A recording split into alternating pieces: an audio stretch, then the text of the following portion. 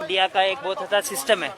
India देखो, India एक ऐसे हालात से गुजरा जब रिवॉल्ट ऑफ 1857 हुआ, तो किस तरह से इंडिया के अंदर रहने वाले लोग थे, हिंदू थे, मुस्लिम थे, सिख ईसाई थे, ये सारे बुद्धिस्ट लोगों ने मिलकर किस तरह से अंग्रेजों ने इसको अलग करवाया और कैसे हालात पैदा हुए, किस तरह से स्ट्रगल करके इस इंडिया को एक पाक और अच्छा एक कंट्री बनाई गई। अब ऐसे हालात आने के बावजूद जो खसूसन इस जम्मू के अंदर जो हिंदू मुस्लिम सिख ईसाइयों का भाईचारा है वो एक बहुत प्यारा चलता हुआ है। होली में मुस्लिम हिंदू के घर, ईद के दिन हिंदू मुस्लिम के घर, सिखों के घर आना जाना बहुत अच्छा है।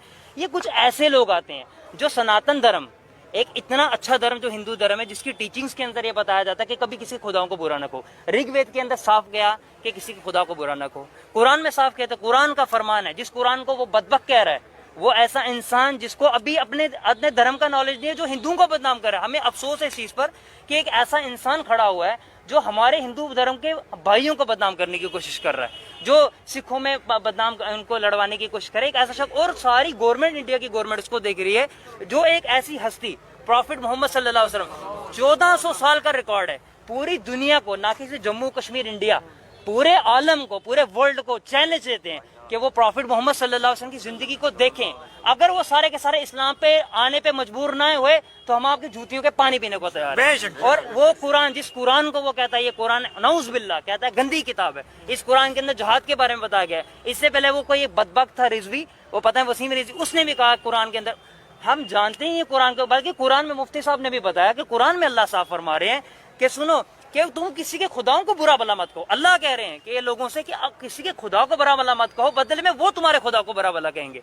तो जब कुरान इस चीज को कहता है कि किसी को नहीं कहो, अल्लाह के रसूल सल्लल्लाहु अलैहि वसल्लम, प्रॉफिट मोहम्मद, जिनके बारे में तारीख गवाह है, 1400 साल से बड़ी बड़ी ऐसी ताकतें आई जिन्होंने कहा कि हम प्रॉफिट मोहम्मद सल्लल्लाहु अलैहि वसल्लम गिराना चाहें, नाउज बिल्लाह, लेकिन गिरा नहीं पाए।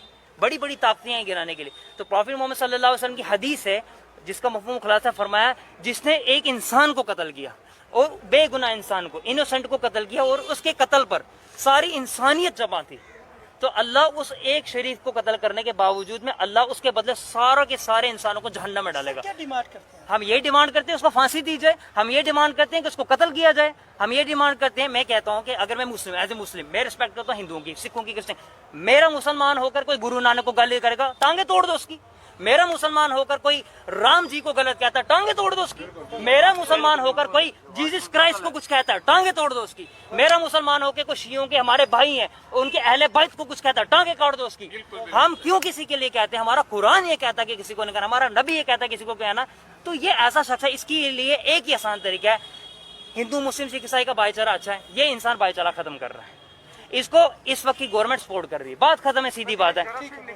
इसके गंदे इस जरासीम को निकाल दे। अगर हिंदुस्तान को पाक करना है, अगर हिंदुस्तान को साफ करना है, जैसे कोरोना वायरस आया पूरी इंसानियत का तबाह करके रख दिया, ये शक्ल के एतबार से खंजीर से बदतर इंसान है, इसको निकाल दो। हिंदू मुस्लिम से ईसाई आज अभी एक थाल में खाना खाने को तैयार है। हमारी यही डिमांड है, इस बंदे को फांसी दी जाए, सजाएं दी जाए, जितनी कम होती है।